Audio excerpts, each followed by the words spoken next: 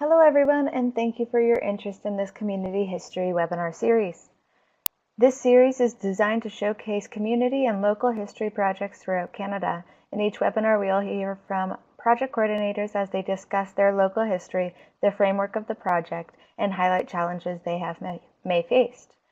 My name is Jessica Knapp, and I am the Online Engagement Coordinator for Canada's History Society, and I will be your host.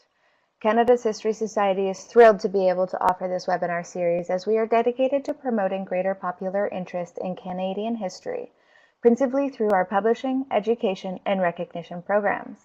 If you would like to learn more about what we do, I encourage you to go to www.canadashistory.ca. Today's webinar features Connie Wyatt Anderson. Connie has taught high school history and geography on the Opaskwayak Cree Nation for over 20 years. She has been involved in the creation of student learning materials and curricula at the provincial, national, and international levels, and has contributed to a number of textbooks, teacher support guides, and school publications. Connie co-wrote the learning materials for the Treaty Relations Commission of Manitoba's Treaty Education Initiative. She is a governor for the Royal Canadian Geographical Society and the chair of its education wing. She is the chair of the Geographical Names Board of Canada and is a 2014 recipient of the Governor-General's History Award for Excellence in Teaching. It is my absolute pleasure to have Connie with us for this series. And I'd just like to say that I met Connie in 2014, and we have stayed connected over the years, and we have collaborated on some really incredible things. And I am always grateful for having Connie in the mix because she's wicked smart and has so much to contribute to history education in Canada. So it's an absolute pleasure to have her again with us today. So at this time, I would like to welcome Connie to begin her presentation. Thank you, Jessica. This is Connie. Everybody can hear me okay? I think welcome Bethany, welcome Victoria, and welcome all our friends. It's a real pleasure to be here today. Hi, Victoria. Nice to hear from you. What part of the country are Victoria and Bethany coming from?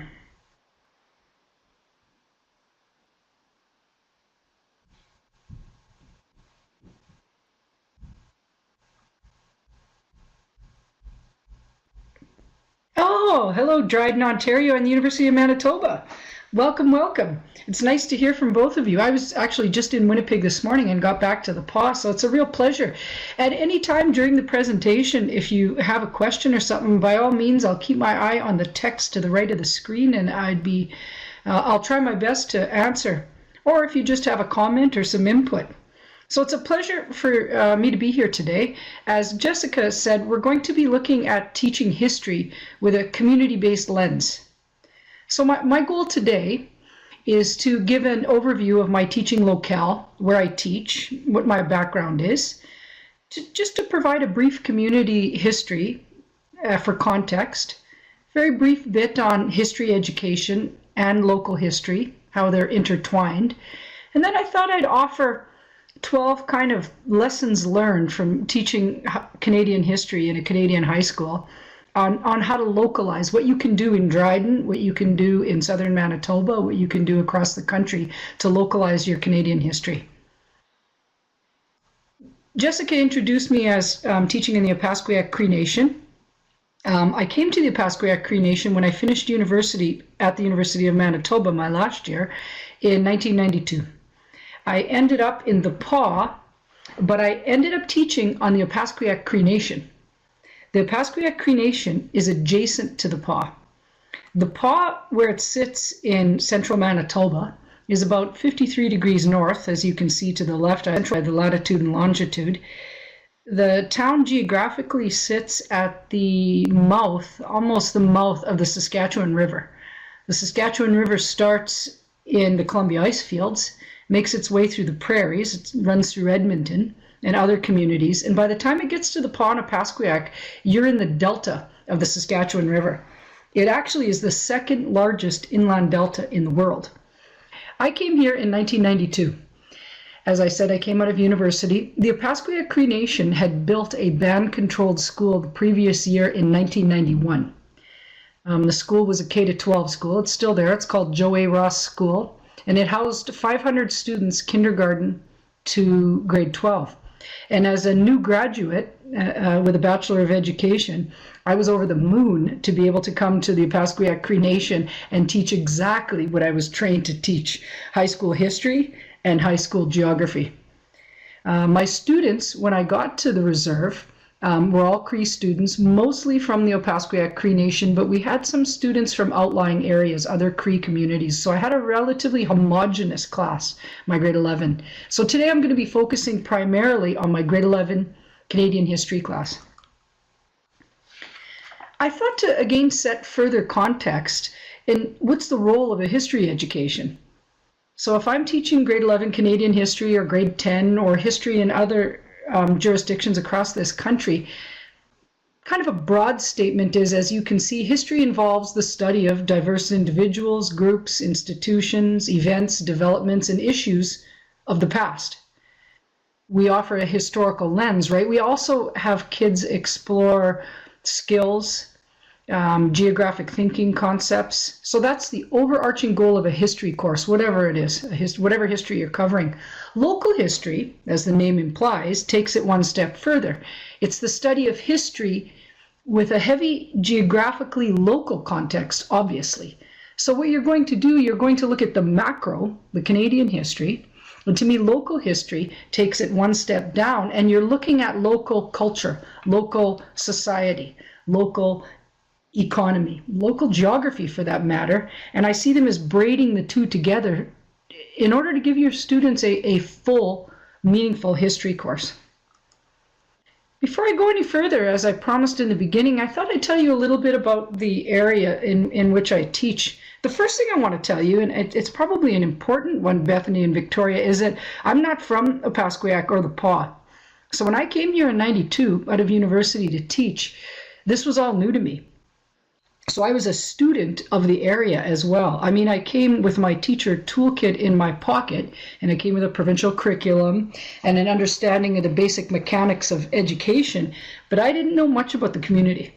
So what you're seeing is 20 years of learning alongside the community and learning alongside my students. The Paw and OCN, and I'll use the name interchangeably. I told you are about 53 degrees north. The Cree have been in this area in Manitoba since time immemorial. The Cree have been here for thousands of years. The first European to make his way through what we call the Paw and OCN today was in 1690, and he was Henry Kelsey. Henry Kelsey was an employee of the Hudson's Bay Company who had set up shop on the shores of the bay in 1670. And what Kelsey did, Kelsey's a fascinating character, and my students and I spent quite a bit of time looking at Kelsey because of his imprint that he had here and his relationships with the Cree. But Kelsey was first of many fur trade explorers and other Europeans to come through the area. By the mid-1700s, we get fur traders like Anthony Henday, Peter Pond. One of the more interesting expeditions to come through the Paw was in the mid-1800s, 1847. John Franklin's ships had gone missing in the Arctic, and one of the overland expeditions looking for him actually wintered here in the Paw. In 1749, so you have the Baymen. The Paw is an interesting place because it really is a meeting point between north and south. You have Baymen coming in from the bay, but you also have voyageurs coming from a more southern route. You have the La Vérendrye's here by 1749, building Fort Opaskwayak. There was two versions of it. In 1754, and this is an interesting one, historians say that the first wheat in Western Canada was planted in the area of the Paw, in what we call the Carrot Valley, west of the town site today. By 1840, an Anglican mission was established here. In 1876, the Paw Reserve was created, and the Cree signed Treaty Number 5. 1906, if we're just skipping along to provide some context, the band, if I use the term Indian band, was moved to the north side of the river, of the Saskatchewan River, and the south side of the river by 1912 became the town of the Paw. The image I'm showing you here is an interesting one. It's the Paw in 1877. And I used to show it to my students often. To give you a bit of context, the teepee in the foreground would be the reserve today. The background on the other side of the Saskatchewan River, you actually see Devon Mission in the middle. That building is still in existence today. It just celebrated its 150th birthday, actually. This is a shot of actually the Pont Océan today. I took myself along the river. You see some changes, but I point out the differences and similarities to my students quite often. So one of the first things you do when you're teaching local history is rely on local sources. I went down to the river. The only building, as I said, that is actually standing is the church in the middle. It's to the left on the building on the bottom. So if we look again, I told you a little bit about where I teach. You can see a geographic setting in your head, I hope. I gave you a little bit of local history. And no matter where you teach, there's a richness of local history. If you're teaching in Alberta, if you're teaching in Nunavut, if you're teaching in southern Quebec, local history to me is always a treasure trove that's often hiding in plain sight. You have to go looking. That's the fun part about it. As a teacher, I'm charged with delivering a provincial curriculum. In grade 11, this is a couple snapshots of the provincial curriculum. In my province here in Manitoba, it is a survey course focused on the history of Canada since time immemorial to today. Well, if I'm charged with delivering a provincial curriculum, at the same time, I believe that I'm charged with making it meaningful to my students. And I really think that is the role of local history. The role of local history is to take that provincial curriculum and make it meaningful to my students. As a matter of fact, if I had to say what I thought the overarching goal of local history is to take a history curriculum, a history program, and take it from the story of them and bring it to the story of us. So I'm looking at a Canadian narrative, and these are Cree students, in the 53rd parallel here in Manitoba. It's their story too. So I have to find ways to make it meaningful for them. Here in Manitoba, as in most jurisdictions here in Canada, the overarching goal of social studies education, K-12, is citizenship. And I would argue, as a longtime teacher, for my students to feel like citizens, they have to see themselves as part of the national story. And again, I believe that's the crux of what a local lens does to history. So what we're going to do for the next short while is I'm going to share with you what I think are 12 tips whereby you can offer a local lens while teaching history.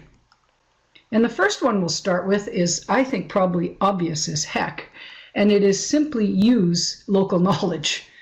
When I first started teaching in the Opaskwayak Cree Nation, I had a textbook, I had a curriculum. I was the only history teacher in the school, so there's no history department. And in 1992, my friends, there wasn't a whole lot of internet. So I relied heavily on local knowledge. I remember distinctly having long and fruitful chats with the elderly lady who cleaned my classroom. She was a treasure trove of local history. Whether you speak to elders, whether you speak to citizens, whether you speak to local business and industry leaders, people that have been there for a long time, local knowledge is astounding. Here in the Pas, we have a fantastic museum, but I mean, there are many historical societies. Don't forget what you can learn in the staff room and at the coffee shop. I like this quote by Thomas J. Noel. History is not just something that happened a long time ago and far away. History happens to all of us all the time. I think that's one of the big takeaways to kids. Most kids I've taught don't come to class with bells on. History isn't sexy in the world of school. Local history brings history home. It touches your life, the life of your family, your neighborhood, your community. So don't forget about the local knowledge, whether it's, as I said, local farmers, local elders. That's the first thing I learned. People need to know a lot about, obviously, their own history. At the same time, you're reaching in, don't forget to reach out. We live in an age now where 3 clicks away, I have access to archives, museums, universities, historical societies. Here in Manitoba, the Manitoba Historical Society is an absolute treasure of materials. Church records, Hudson Bay Company archives, especially teaching where I live in the Pas and Océan, are invaluable to me. Immigration records, military records, RCMP archives. I found too that very often, even though they're a click away, don't forget about phoning people. I've actually phoned Pier 21. I have phoned the RCMP headquarters in Regina. I have dealt with people at the Hudson Bay Company. People are very forthcoming and really, really want to share. I mean, don't think about having your students do that too. One of the living in the Paw, I told you that Henry Kelsey made a major imprint coming here to the Paw. He's considered by most people to be the first explorer, as you can see the stamp below here, to explore the plains. First white man, if I use the term, to see the buffalo, the prairies, spent the winter here with the Cree here in the Paw.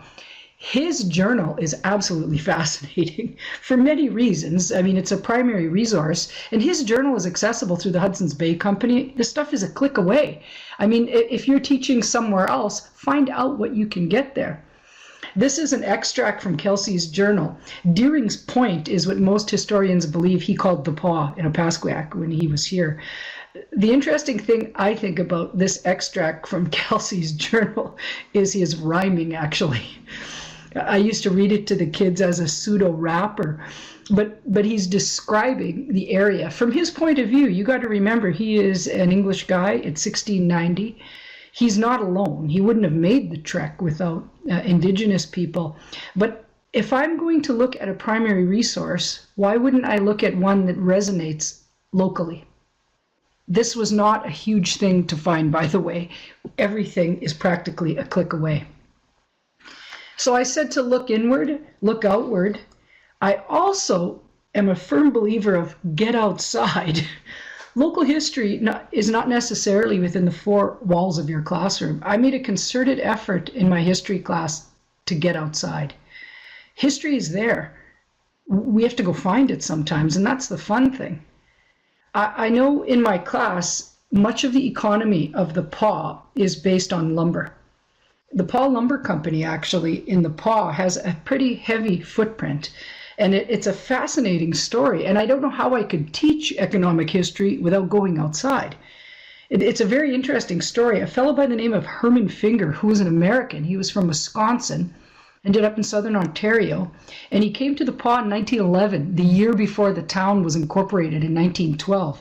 As I said, he was an American, and he became the first mayor, and he built what was then called the Paw Lumber Company, and he ran it for the first half of the 1920s. It was a successful lumber company. The interesting thing is his lumber mill was obviously followed by a rash of workers' housing. And the housing, interestingly, and you can see the shot that I just brought up, had the nickname, it was called Fingerville, and named after Herman Finger. And you can see this is a pretty boggy, working class area. The area still exists in the Paw today. It takes a bit to see because this photo would be 100 years old. So my students and me went looking for Fingerville. Fingerville still exists. It's First Street in the Paw now. And we actually went looking down by the river to see if we could find the old pilings. I designed an entire urban tour of the Paw. I had the bus driver cruise around town, and we were looking for evidence, historical evidence of the mill, but this was more of my geography class. We were looking at the history of the Paw by getting outside. How did the urban planning of the town today reflect its lumbering past? There's some interesting features. The Paw has had a central business district that hops around, almost nonsensical, until you learn the history. So my students and I spent time outside looking for it. It was a wonderful adventure.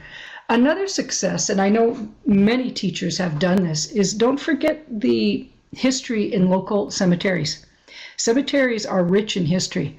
There's some sensitivities. I mean, on the reserve, many people are related.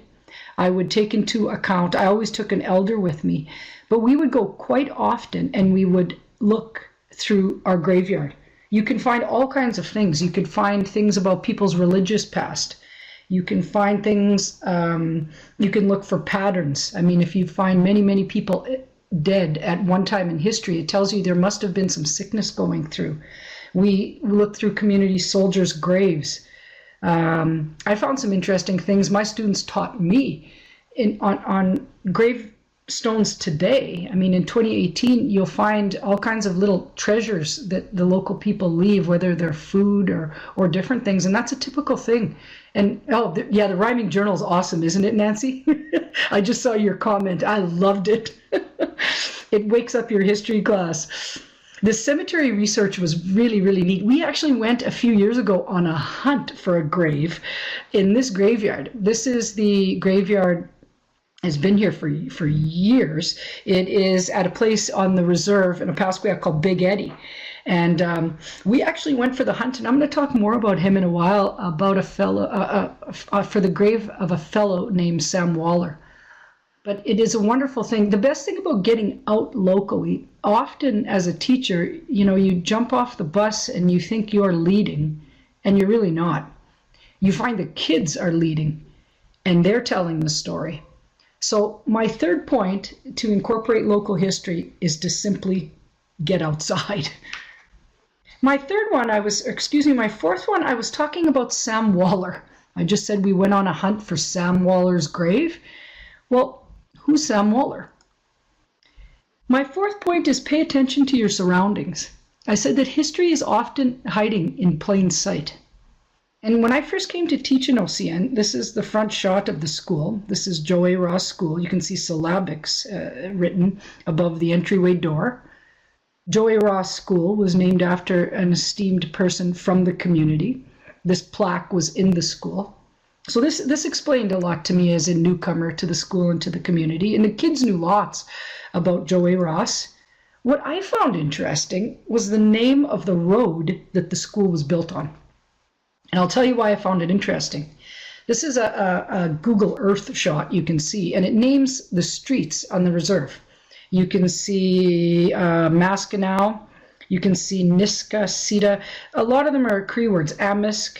But Waller Road, you can see Waller Road where the arrow is, where the school sits right now, was named after Sam Waller.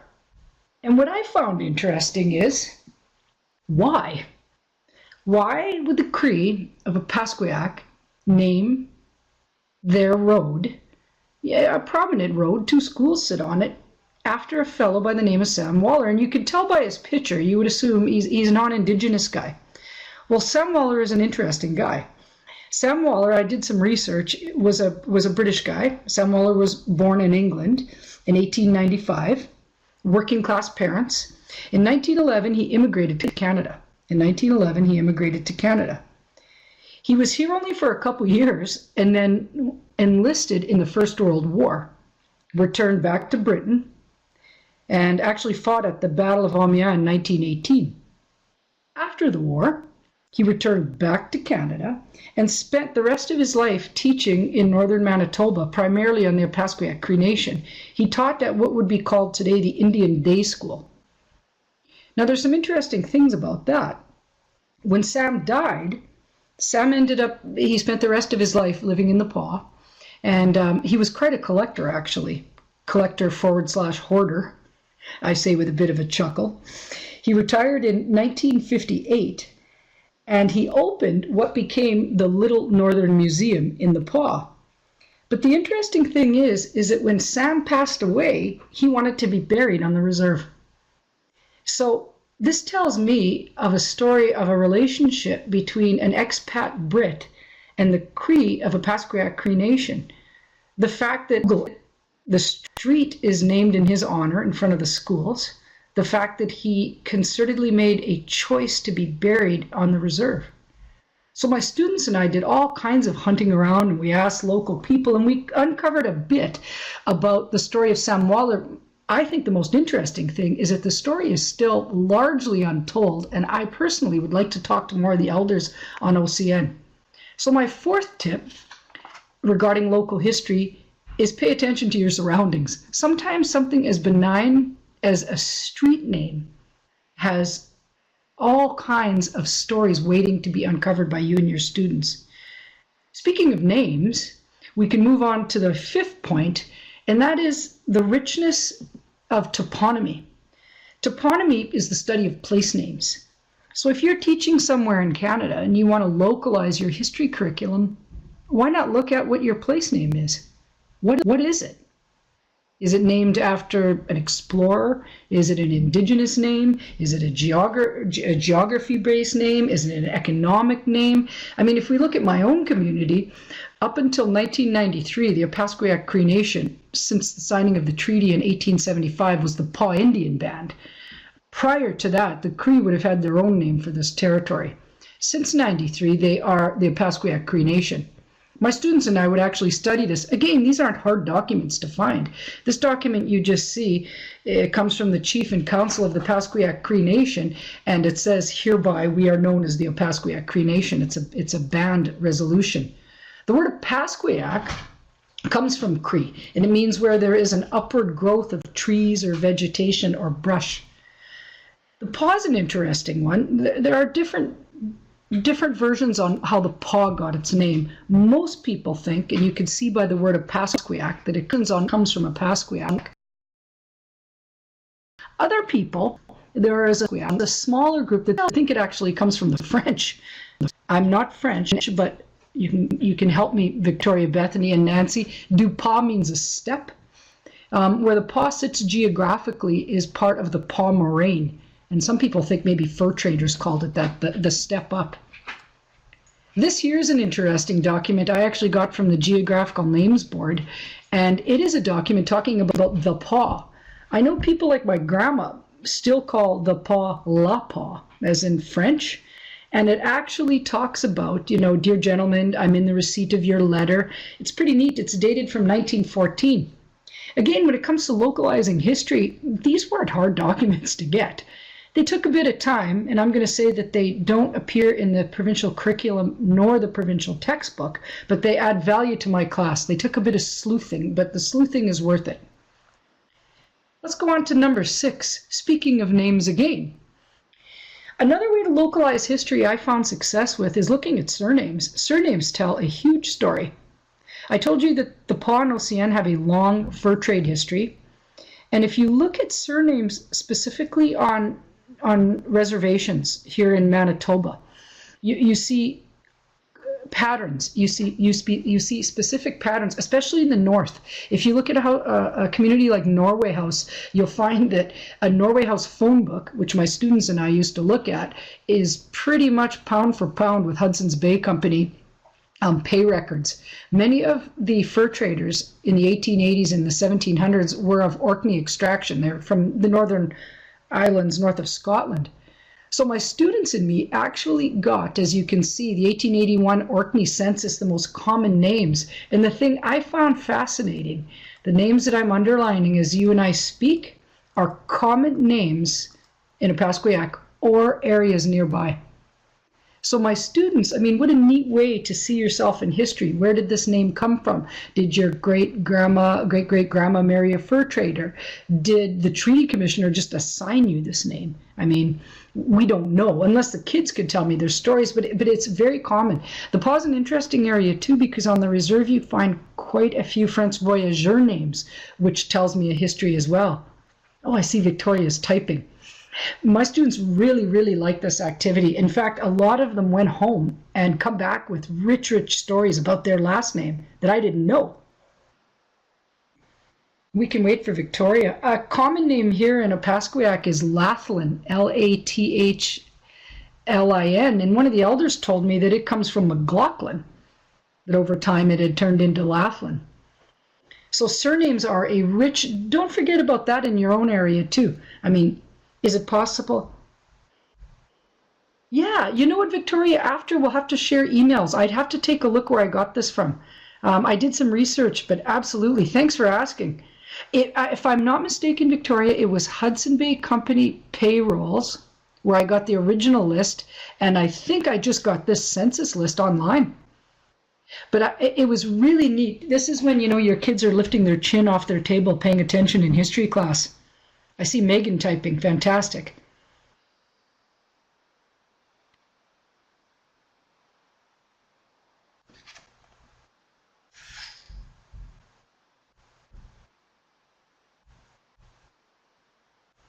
I'll let Megan continue typing and we'll stop. Or excuse me, I'll continue on, but Megan, I'm paying attention. We spent a bit of time talking about names, place names, surnames, street names. Don't forget about buildings. And they don't have to be palatial. It could be the smallest little trapper's cabin that has an interesting story.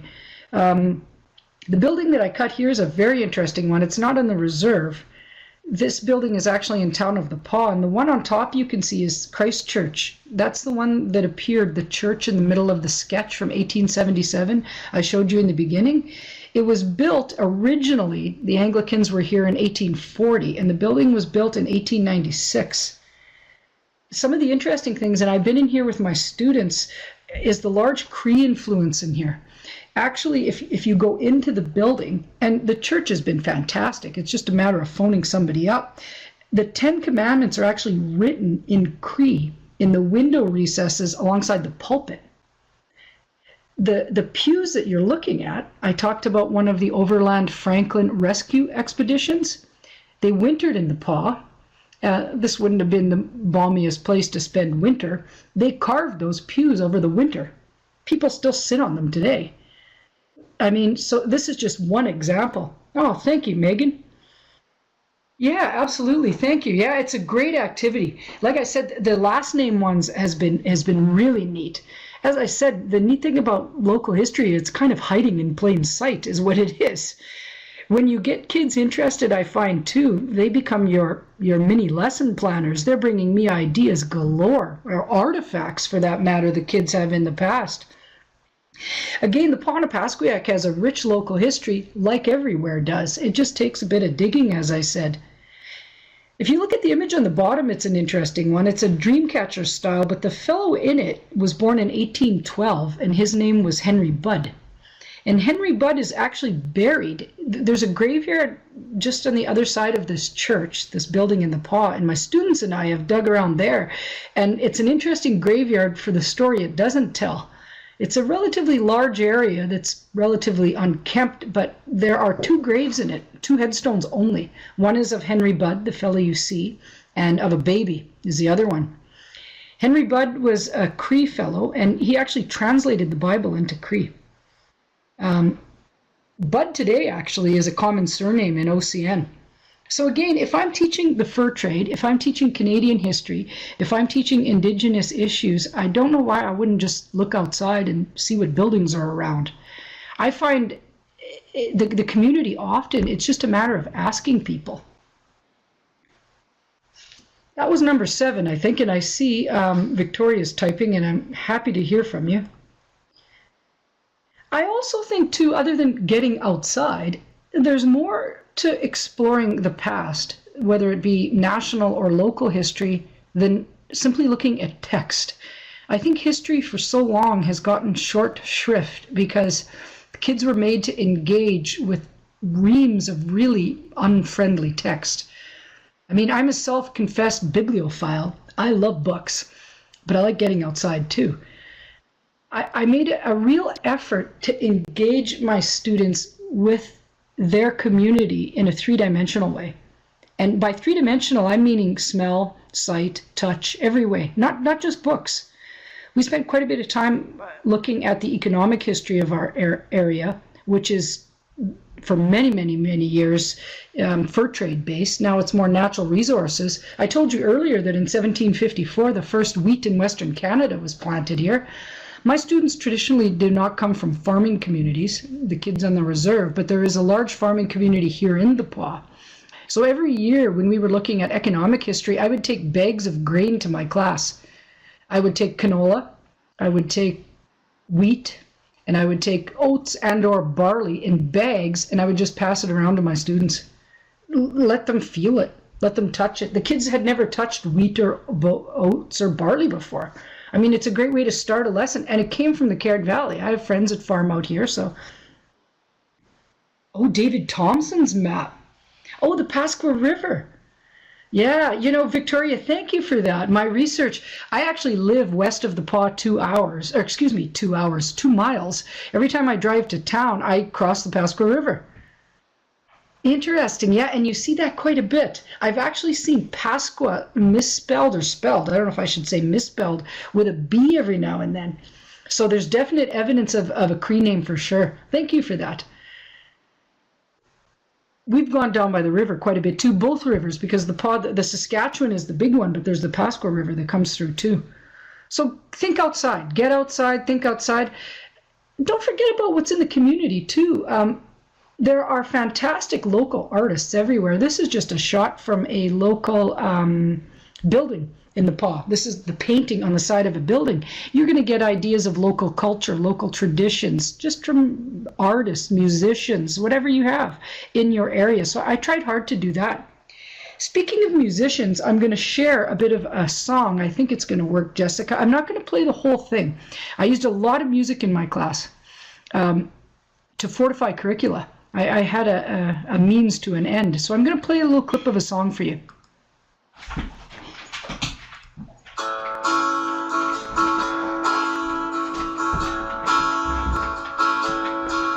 Granddaddy fought the war back in 43.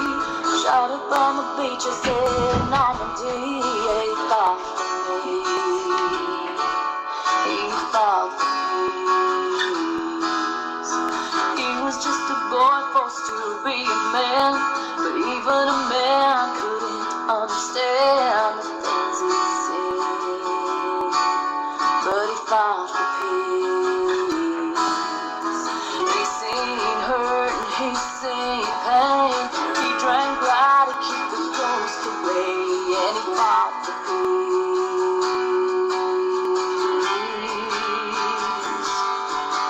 Now I'm living in Dorset, in the earth there's an evergreen tree. I got a job and I got a good husband, and I remember feeling mighty free. I use that song lots in my class. I actually used a lot of music for many reasons. I love music, and it's a real hook for students. The young lady you just saw singing there is from Dauphin, Manitoba, and not quite local. Dauphin would be 4 hours south of the Pas. But the reason I use this song, because she sings about Dauphin. She says, I'm from Dauphin, Manitoba. And what she's singing about is her grandfather's experience in the Second World War. She's a Métis singer and lawyer from Dauphin, Manitoba, and I found this a real hook for the kids. I mean, if I'm going to teach about D-Day, if I'm going to teach about the Second World War, why wouldn't I tell our story? I mean, one of my students, her grandfather landed on the beach in D-Day in 1944. So I would use this as a way to also localize history. You wouldn't believe what interest by playing a song like this to the kids, other than going out to our local cenotaph, engaging with our local veterans. I really tried to use local music, whether it be traditional music, again, traditional Cree music, whether it be powwow, whether it be, but this was a real hook. And I really like Miss Dorian's music. I used that quite a bit. Speaking of bringing the story home, bring the story home. I would always do a unit on World War I. This is an image of 1919 of the returning soldiers from the Pas and Opaskwayak Cree Nation from the First World War. So these guys have been not long off the boat. They're standing in front of the community building in the Pas, which was built during the war, so it's a brand new building. The building today, interestingly, how history all interweaves, is the Sam Waller Museum. Remember I told you about Sam? The kids love this picture. I've photocopied this picture. I got this picture from the local museum. I mean, it's a treasure trove. I went and asked what they had. Just the looks on their faces. So again, if I'm going to teach global events, we have ties to global events.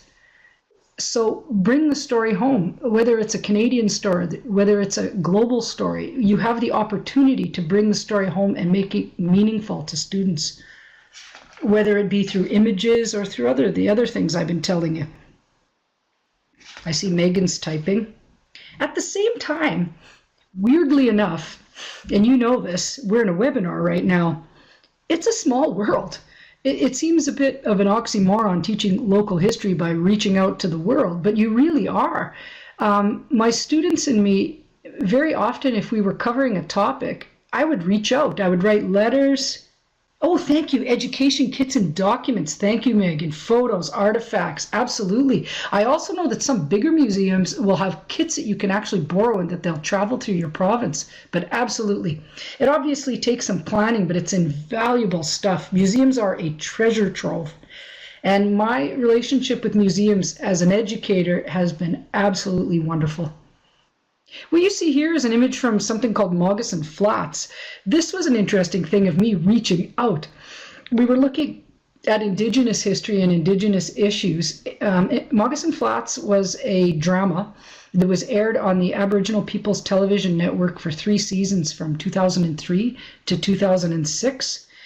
And my students and I, my students are Cree, started watching it. And we were watching it actually with a critical eye because it is considered the first series to be a snapshot into the lives of urban Indigenous people. So on a whim, I actually emailed the producer. I told the producer my name. I told her what my grade 12s were doing, that we were watching it, and we were enjoying it, and we were looking to see if we could relate to it. The producer wrote back, and every week we would link up via email with the producer. And we would just comment back and forth, and it was fantastic. And all it was a click away. A few years ago, my grade 12s and I were looking at the issue of murdered and missing Indigenous women. And I was doing a hunt through the internet. I already told you I'm a big music fan. And I ended up with this awesome music CD called Colors of My Life. And it was produced by something called the KETA, K-E-T-A Society, an acronym. And it's a society meant to bring awareness to missing and murdered Indigenous women. I did the same thing. I wrote the lady a letter, asked her if I could get another copy of the CD because I wanted to use it as a teaching tool. There's a fantastic song on it, by the way. It's by a fellow named Jason Burnstick, and it's called I Pray. It's about missing and murdered Indigenous women. I used the CD as a teaching tool, but I really think it taught the kids that if you're trying to explore and navigate and learn, people will get back to you. They were over the moon when we got this letter back. We wrote, she wrote us back. I've had much success. In 2012, for the 95th anniversary for the Battle of Vimy Ridge, my students and I traveled to Europe as part of to take part in the commemoration ceremonies. So I did the exact same thing. I thought, we're going to go to Europe. We're going to be there with 10,000 other Canadian students. I want them to know we're there. So I emailed the organizers, and they knew that I taught at a band-controlled school with, Cree kids. And they actually asked me, because I reached out, if one of my students would say a prayer in honor of Indigenous soldiers. The organizers told me after that that was the first time ever at a Vimy ceremony. They always had prayers in English and in French.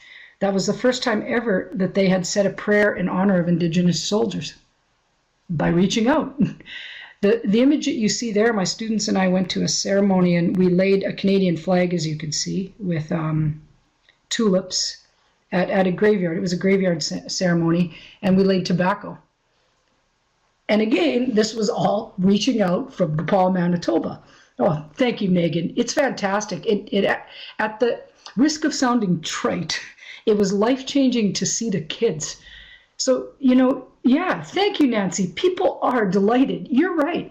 Sometimes teenagers think that you're shouting in the dark when you reach out for help to people. And my experience has been the exact opposite. And I've just shared 3. And it really empowers the kids. Remember, I told you that the overarching goal of social studies in most jurisdictions is citizenship. You want kids involved and engaged. That's number 10. So my goal, I said, was to go through 12 things. I really think if you're going to teach history with a local lens is to know your audience. Who are your students? Where do they come from? What are their interests? What can they bring you? I've had kids bring me attestation papers of their grandparents. I've had kids bring me, when I had my 16-year-old daughter, one of their kukums sent me moccasins. What are their interests? What is their culture? Will they share it with you? Can you help take what you learn about them and help make the course more meaningful? That's a shot of my grade 11 class just a couple years ago. We were actually learning about World War I. And how I started World War I, especially when you look at the contribution of Indigenous soldiers. My students are Cree, know your audience, right? Indigenous soldiers made a huge contribution to a colonial war. I started the unit with a piece of shrapnel that I had picked out of a field in France, and it's on Charity's desk, and I started it with a treaty medal. Because on the treaty medal, you see the beginning of a formalized relationship between the Crown, signified by the guy on the left, and Indigenous peoples. So when the war starts in 1914, it was their grandparents, these soldiers, who had established this formal relationship of honor. So my kids could see themselves in it. They knew that we had signed Treaty 5 in 1875. They knew that we had sent a tremendous amount of men from a very small community. Remember, in a reserve, if you wanted to leave to join the war effort, the Indian agent had to give you a pass. Know your audience. It would be more meaningful for the kids. This actually is just a shot I thought I'd share. This is from the Manitoba grade 11 textbook, and this is actually the school. Talks a little bit about Cree immersion, and you can see a little blurb about land-based education. I want to reinforce again that when I came to the PAW in Opaskwayak in 1992, I didn't know any of this. I learned it with my students, and I think that's part. My last tip on how to teach history with a local lens is be a wayfinder. And this is kind of serendipity. I was sharing with Jessica earlier, and this is from the movie, from the film Moana, if you've had the good fortune of seeing it. My daughter is 12, and on Saturday, just Saturday night, this Saturday night, she and I hadn't seen this movie, watched Moana. It's fantastic, by the way. The character on the left is Maui. He's a demigod, and he's voiced by Dwayne "The Rock" Johnson. But I'm laying on the couch watching the movie, and my head's always awash with history. It's just the way it's wired, I think. But he said something. He said to Moana, you have to be a wayfinder. And he said wayfinding is seeing where you're going in your mind, knowing where you are by knowing where you've been. And to me, exploring local history within a larger context, a national context, a Canadian context, an Ontario context, is knowing where you are and by seeing their community as part of a larger historical thing, looking back. So I really think as a teacher, you want to be a wayfinder with your kids. You want to be an explorer. You want to be a learner. I think that is integral to localizing your history. The last slide I'll leave you with, or excuse me, the second last, I really think community history gives you a portal to obviously local history, but it gives you a way to engage with outdoors, with nature, the land. It gives kids a sense of identity. It leans on the power of traditional storytelling. It enhances civic engagement. It speaks to experiential learning. It is a prime avenue to incorporate Indigenous worldviews and perspectives, and I think it offers a fortified, tangible feeling of connectedness and relationships. The picture on the left is from the Winnipeg Free Press, and it's from a gathering we had in the school every year in May. The last picture I'm going to leave you with, I told you a bit about Sam Waller. That's the community building on the left in the PAW, built during the war. You saw the soldiers standing on it. Named after Sam Waller, the road leads to the Carrot Valley, the road there. The picture is beautiful, taken by a local lady named Edith Sexsmith. But I'll leave you with one of my favorite poems, and I think it kind of bookends the goal of local history. We shall not cease from exploration, and the end of all our exploring will be to arrive where we started and know the place for the first time. Thank you. That was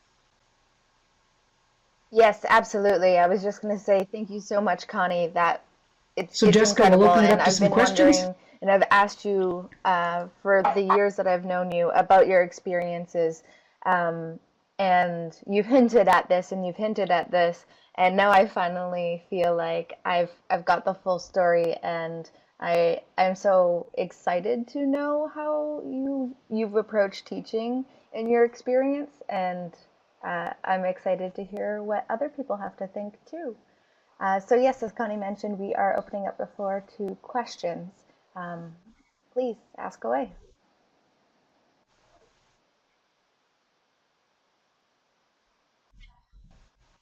Yeah, it's been a lot of fun. Oh, sorry. Thank you. Thank you, Nancy. Yeah, it's been a lot of fun. The best thing about teaching, and anybody knows that, is don't tell the kids this. It's not teaching, it's learning. No, Victoria, what a great idea. Me and GIS, and I ashamedly admit, I have a good friend in Brandon, Manitoba, who's done a lot of GIS, but that is definitely an area I could learn about. Thank you for bringing that up. That's fantastic. As Megan's typing, Connie, I was wondering, were you nervous about moving to the PA when you were just becoming a teacher? And how did you prepare yourself?